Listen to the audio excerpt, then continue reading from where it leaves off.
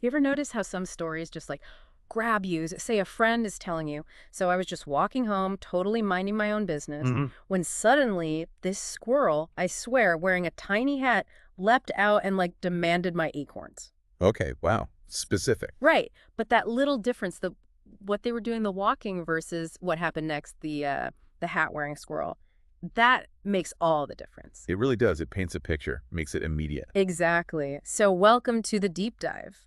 Today we're really cracking open your notes from excerpts from past continuous interrupted actions. Yeah, some interesting stuff in there. Our mission today is basically to pull apart this really powerful language tool, something that shapes how we tell stories, how we understand them, probably every single day. And often without even realizing we're doing it right. Totally. We're zooming in on the past continuous.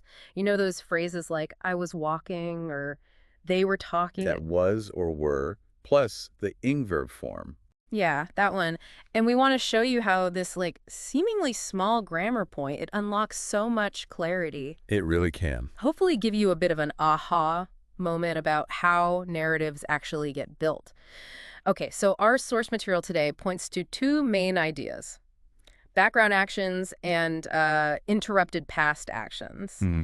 And it suggests the past continuous is key to both. Let's start with background actions. What's the source really getting at there? Well, what's really fascinating, I think, is how the past continuous basically sets the scene. Okay. It creates this kind of continuous backdrop, Yeah. painting the environment for whatever the main event is going to be. So like the ongoing activity. Exactly. It's the stuff that was already in progress before something else came along. It gives you context. Right, context, Yeah. like ambient noise in a movie or something. Yeah, that's a good way to put it. Or like the slow motion shot happening in the background, it just establishes the atmosphere, what was Yeah. going on when. Okay, that makes total sense. Scene setting. But then the title of the source, past continuous interrupted actions.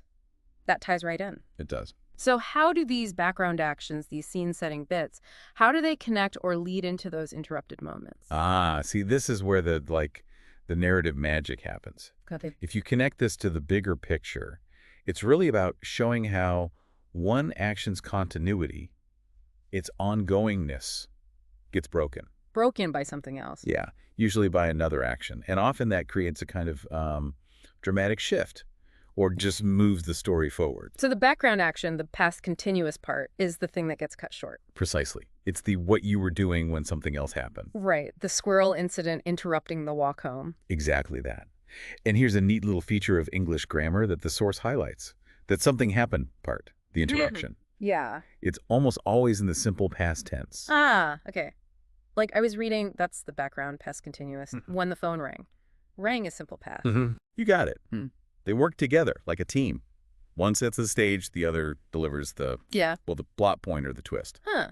So it's not just about grammar rules then, it's actually about guiding the listener's attention. Absolutely. You're sort of subtly saying, okay, pay attention, this was the general situation, and now this is the important bit that happened. Yeah, it signals a shift in focus. It sets up an expectation. That feels like the real power of it. It's like a narrative trigger.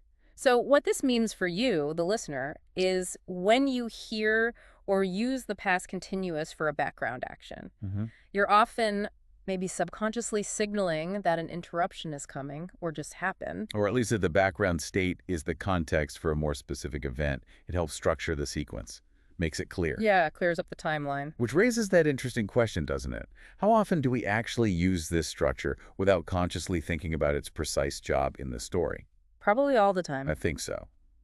And understanding this specific function helps make communication, well, clearer, more engaging, More precise, yeah. definitely more precise. It takes that jumble of things happening in a real moment and sorts it into a narrative flow that makes sense to someone else. Okay, so let's sort of wrap up the main points from this deep dive. Yeah, that was good.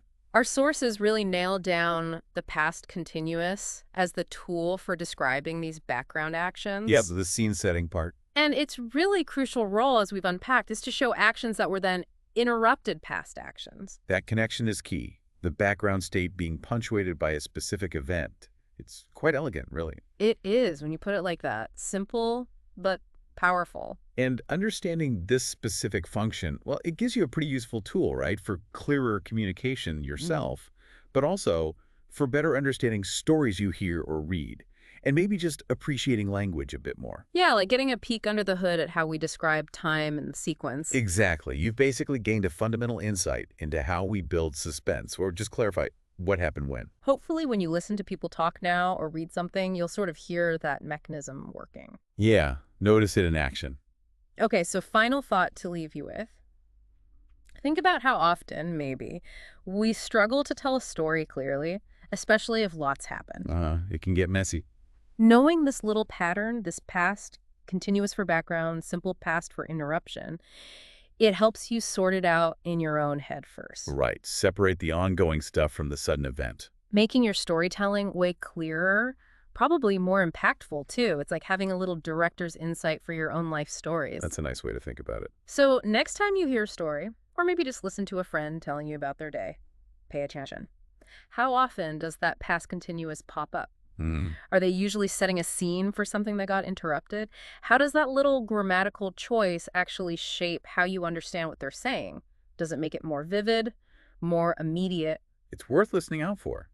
You might start hearing and maybe even telling stories just a little differently.